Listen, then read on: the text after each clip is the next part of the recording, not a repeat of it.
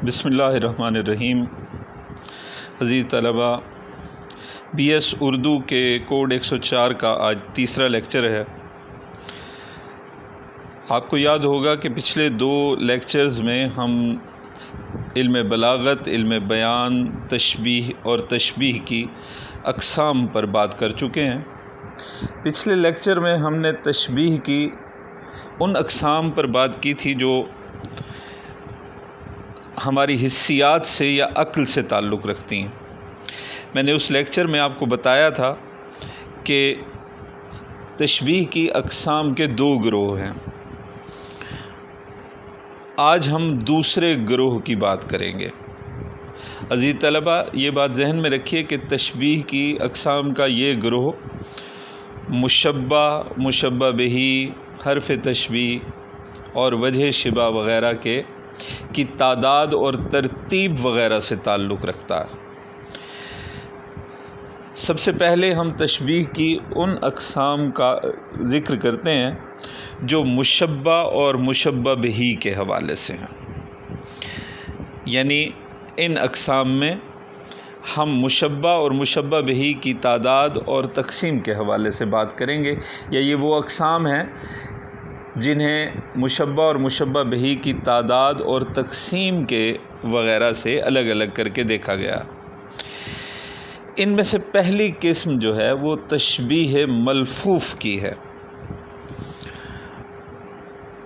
یہ ملفوف لفظ سے نکلا ہے جس کے معنی لپیٹنے کے ہوتے ہیں، اور ملفوف یہ مفعول ہے لفظ کا، اور اس کے معنی لپٹا ہوا، بند کیا ہوا ہے۔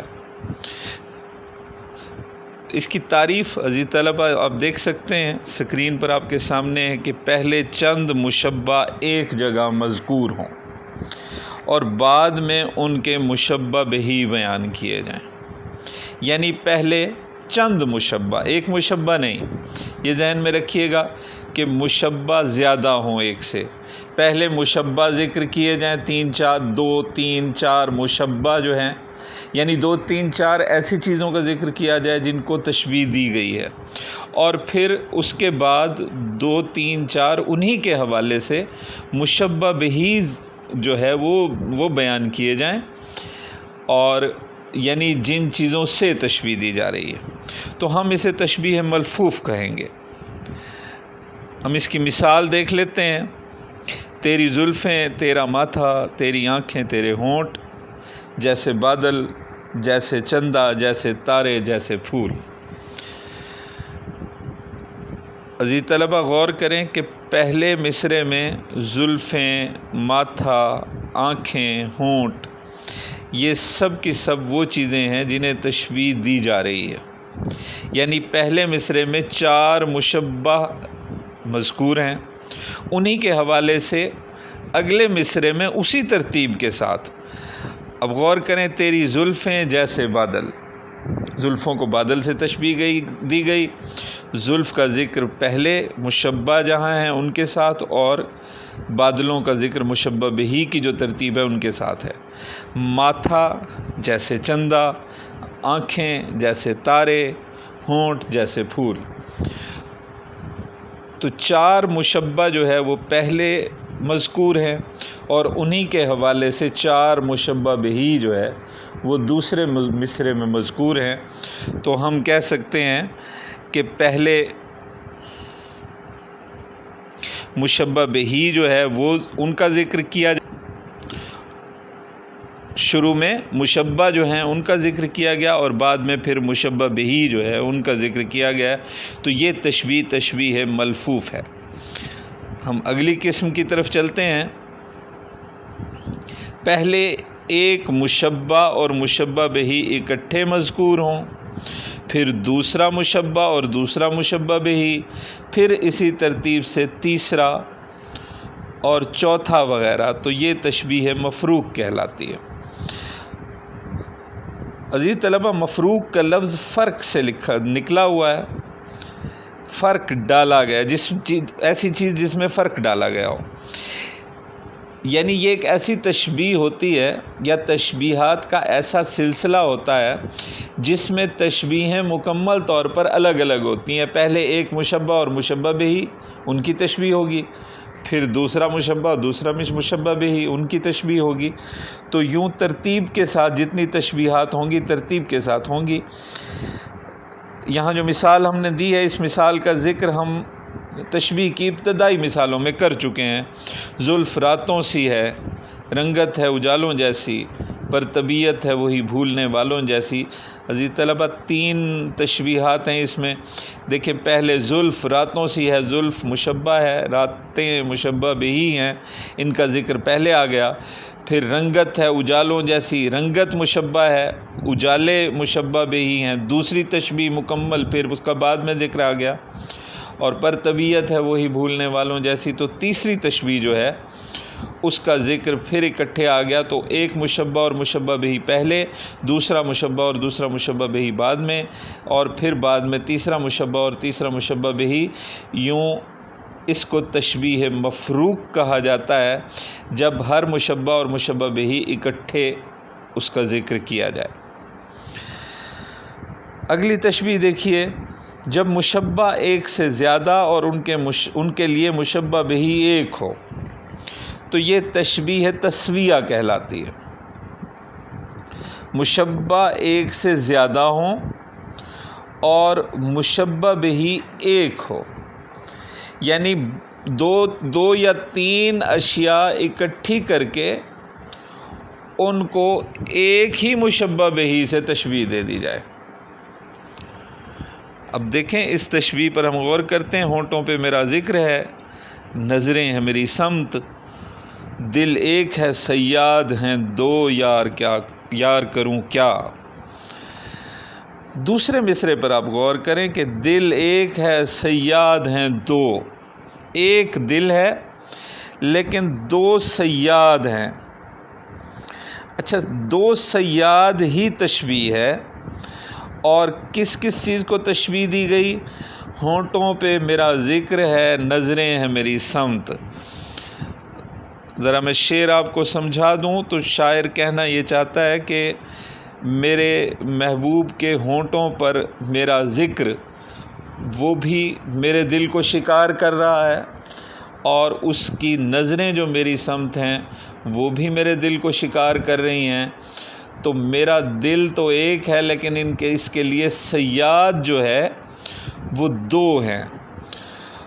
اچھا دونوں کو ہونٹ کو تشبیہ دی گئی صیاد سے، نظروں کو تشبیہ دی گئی صیاد سے.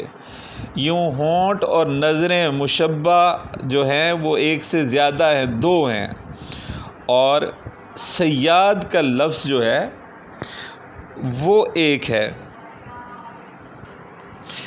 اس طرح یہ تشبیہ جو ہے وہ تشبیہ تسویہ ہے کہ 2 چیزوں کو ایک ہی چیز سے تشبیہ دی گئی ہے. مشبہ زیادہ ہیں اور مشبہ بہی ایک ہے. تشبیہ تسویہ کے برعکس جب مشبہ ایک ہوں اور مشبہ بہی زیادہ ہوں تو اسے تشبیہ جمع کہا جاتا ہے. یعنی ایک ہی چیز کو جب 2 چیزوں سے تشبیہ دے دی جائے.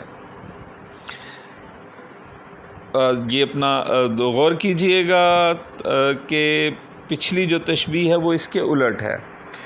2 چیزیں ہوں ان کو ایک سے تشبیہ دے دی جائے تو وہ تسویہ ہے. لیکن اگر ایک چیز ہو اور اسے 2 چیزوں سے تشبیہ دے دی جائے تو وہ تشبیہ جمع ہے، یعنی مشبہ ایک ہو اور مشبہ بہی زیادہ ہوں. اس کی مثال ہم یوں دیکھتے ہیں. یہ اختر شیرانی کا ایک شعر ہے، ان کی معروف نظم ہے برسات. یہ مینہ کے قطرے مچل رہے ہیں کہ ننھے سیارے ڈھل رہے ہیں. یہ جو بارش کے قطرے ہیں یہ ننھے سیاروں کی طرح ہے. بارش کے قطروں کو چھوٹے چھوٹے سیاروں سے تشبیہ دے دی. دوسرے مصرے میں وہ کہتے ہیں افق سے موتی ابل رہے ہیں، گھٹائیں موتی لٹا رہی ہیں. یہی بارش کے قطرے جن کو پہلے سیاروں سے تشبیہ دی گئی تھی دوسرے مصرے میں انہی بارش کے قطروں کو موتیوں سے تشبیہ دے دی گئی ہے۔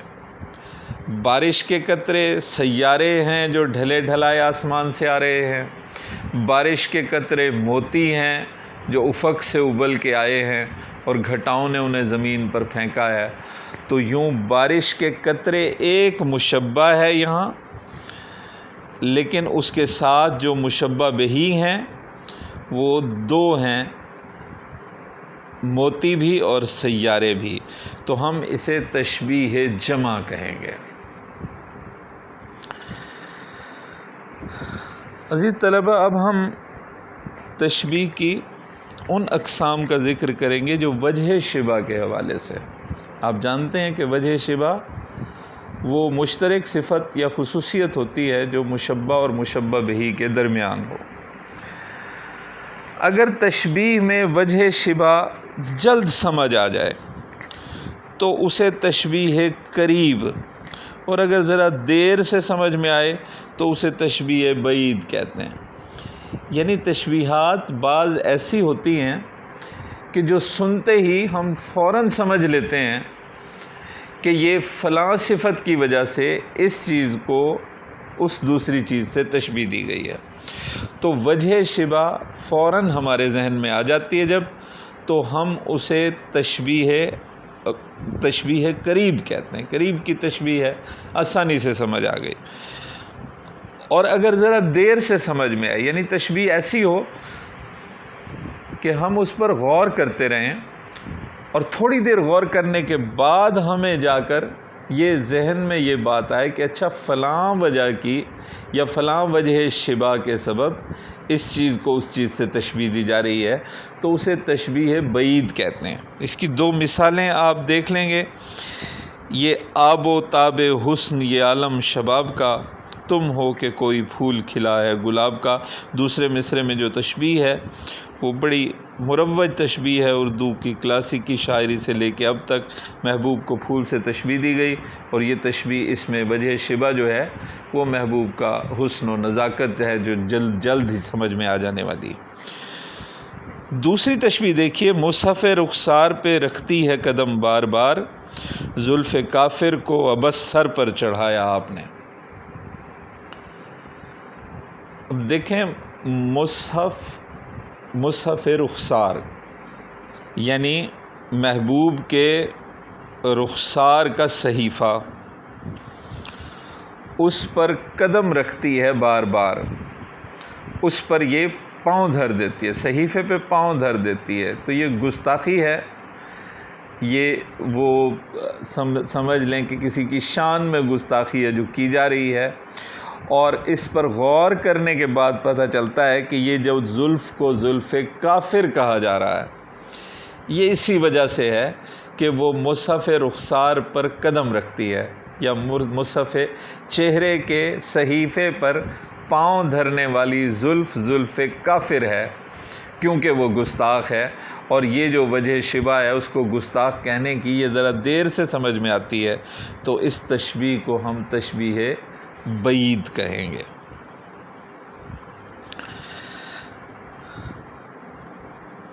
تشبیہ مرسل، جب حرف تشبیہ مذکور ہو، یعنی تشبیہ ایسی ہو کہ جس میں حرف تشبیہ سامنے ہو۔ ہم جانتے ہیں کہ حروف تشبیہ وہ حروف ہیں کہ جن میں جو ایک چیز کو دوسری چیز کی مانند قرار دینے میں مددگار ہوتے ہیں، جیسے مانند، جیسا، طرح، مثل، صورت۔ تو جب حرف تشبیہ مذکور ہو، تشبیہ میں حرف تشبیہ نظر آ رہا ہو، سامنے ہو، تو ہم اسے تشبیہ مرسل کہتے ہیں۔ یہ مرسل ہے لفظ۔ تشبیہ مرسل جب حرف تشبیہ کا ذکر ہو، پھولوں جیسے لبوں سے بکھری خوشبو جیسی مہکی بات۔ پھولوں جیسے لب، دو تشبیہات ہیں شعر میں، ویسے دیکھا جائے تو اس تشبیہ، یہ تشبیہ مفروق بھی ہے کہ دو تشبیہات ہیں، اور دونوں میں وجہ شبہ مشبہ اور مشبہ بھی دونوں مذکور ہیں۔ پھولوں جیسے ہونٹوں پر، خوشبو جیسی مہکی بات ہے، دو الگ الگ تشبیہات ہیں، لیکن دونوں میں حرف تشبیہ مذکور ہیں، جیسی اور جیسے۔ تو دونوں تشبیہات کو ہم تشبیہ مرسل بھی کہیں گے کہ حرف تشبیہ ان میں مذکور ہے۔ تشبیہ مؤکد، عزیز طلبہ، یہ بڑی اہم قسم ہے تشبیہ کی، اور عام طور پر اسے سمجھنے میں اور اس کے بیان کرنے میں بڑی غلطی کی جاتی ہے۔ بہت سی جگہوں پر یہ لکھ دیا، کئی لوگوں نے لکھ دیا کہ جب حرف تشبیہ مذکور نہ ہو تو وہ استعارہ ہوتا ہے، وہ تشبیہ نہیں ہوتی۔ حالانکہ ایسی کوئی بات نہیں ہے۔ جب بھی تشبیہ میں مشبہ اور مشبہ بہ دونوں کا ذکر ہو تو وہ تشبیہ ہی ہوتی ہے، وہ استعارہ نہیں ہوتا۔ یہ بات ہم واضح کر کے اس وقت پڑھیں گے اور جانیں گے جب ہم استعارہ پڑھیں گے۔ تو ابھی فی الحال یہی ذہن میں رکھیں کہ تشبیہ میں ایسا بالکل ممکن ہے کہ حرف تشبیہ کا ذکر نہ ہو۔ جب حرف تشبیہ مذکور نہ ہو اور وہ تشبیہ ہو تو اسے تشبیہ مؤکد کہا جاتا ہے۔ تشبیہ مؤکد، جب حرف تشبیہ مذکور نہ ہو۔ دیکھ تو اے چشم سیل اشک طغیانی میں ہے، گھر سنبھال اپنا کہ دیوار مژہ پانی میں ہے۔ دیکھیں، دیوار مژہ کی دیوار، سیل اشک آنسوؤں کا طوفان، یہ دونوں تشبیہات ہیں، اور دونوں میں یہ نہیں کہا گیا کہ طوفان جیسے آنسو ہیں یا دیوار جیسی دیوار کی طرح کی پلکیں ہیں۔ مژہ پلک کو کہتے ہیں۔ تو دیوار مژہ بھی تشبیہ ہے، سیل اشک بھی تشبیہ ہے، دونوں میں حرف تشبیہ مذکور نہیں ہے، اور یہ دونوں جو ہے وہ تشبیہ مؤکد ہیں۔ اس کی مثالیں میں آپ کو سادہ مثالیں یوں سمجھا دوں۔ نثر میں اگر ہم کہیں کہ اسلم شیر ہے تو یہ تشبیہ مؤکد ہے۔ اسلم کو شیر سے تشبیہ دی گئی ہے لیکن حرف تشبیہ نہیں ہے، ٹھیک ہے۔ تو اس طرح کی وہ تمام تشبیہات جن میں حرف تشبیہ مذکور نہیں ہوتا وہ تشبیہ مؤکد کہلاتی ہیں۔ تشبیہ مطلق،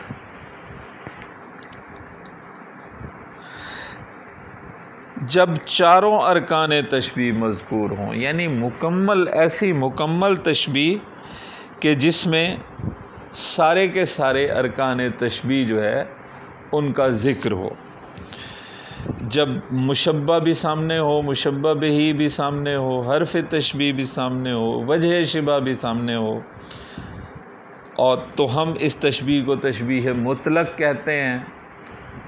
واضح تشبیہ، کھلی تشبیہ، اور اس کے معنی یہی جب بھی ہم کسی تشبیہ میں دیکھیں گے کہ حرف تشبیہ بھی ہے، مشبہ بہ بھی ہیں، اور وجہ شبہ بھی مذکور ہے، اس کا بھی ذکر کیا گیا ہے، تو پھر ہم کہیں گے کہ یہ تشبیہ مطلق ہے۔ میر کا بڑا معروف شعر ہے، تشبیہ میں اکثر لکھا پڑھا سنایا جاتا ہے۔ میر ان نیم باز آنکھوں میں ساری مستی شراب کی سی ہے۔ غور کریں تو نیم باز آنکھیں مشبہ ہیں، شراب مشبہ بہ ہے، مستی وجہ شبہ ہے، اور کیسی حرف تشبیہ ہے۔ تو چاروں ارکان تشبیہ کے مذکور ہیں۔ ان چاروں ارکان کا مذکور ہونا جو ہے اس تشبیہ کو تشبیہ مطلق بناتا ہے۔ عزیز طلبہ، ہم دوبارہ ذرا اگر دہرا لیں تو ہم نے آج تشبیہ ملفوف پڑھی ہے، تشبیہ مفروق پڑھی ہے، تشبیہ تسویہ پڑھی ہے، تشبیہ جمع پڑھی ہے، تشبیہ قریب اور بعید پڑھی ہیں، تشبیہ مرسل پڑھی ہے، تشبیہ مؤکد پڑھی ہے، اور تشبیہ مطلق پڑھی ہے۔ یوں یہ قریباً 8 یا 9 اقسام ہیں تشبیہ کی جن کا آج ہم نے مطالعہ کیا ہے، اور یوں تشبیہ کا یہ لیکچر بھی اختتام پذیر ہوتا ہے، اور اس کے ساتھ ساتھ تشبیہ کی اقسام بھی جتنی آپ کو بتانا ضروری تھیں یا آپ کو بتائی جا سکتی تھیں وہ سب بتا دی گئی ہیں۔ تشبیہ کی اقسام کے 2 گروہ ہیں۔ پہلا گروہ حسیات سے اور عقل سے تعلق رکھتا ہے، اور دوسرا گروہ جو ہے مشبہ، مشبہ بہی، وجہ شبہ اور حرف تشبیہ سے تعلق رکھتا ہے۔ تو ان سب کے حوالے سے جو تشبیہ کی اقسام ہیں وہ آپ کے ذہن میں رہنی چاہیے، اور آپ کو ان کی مثالیں بھی یاد ہونی چاہیے۔ امتحان میں یہ ساری باتیں، ان میں سے کچھ نہ کچھ پوچھا جا سکتا ہے، ان میں سے کچھ نہ کچھ آپ کو بتانا ہوگا۔ تو یہ تشبیہ کے ارکان اور پھر تشبیہ کی مثالیں، دونوں گروہوں کے حوالوں سے تشبیہ کی مثالیں حسی اور عقلی گروہ کے حوالے سے بھی، اور مشبہ اور جو ارکان تشبیہ ہیں ان کی تعداد اور ترتیب کے حوالے سے بھی۔ تو تشبیہ کا یہ لیکچر آج اختتام کو پہنچتا ہے۔ اللہ حافظ۔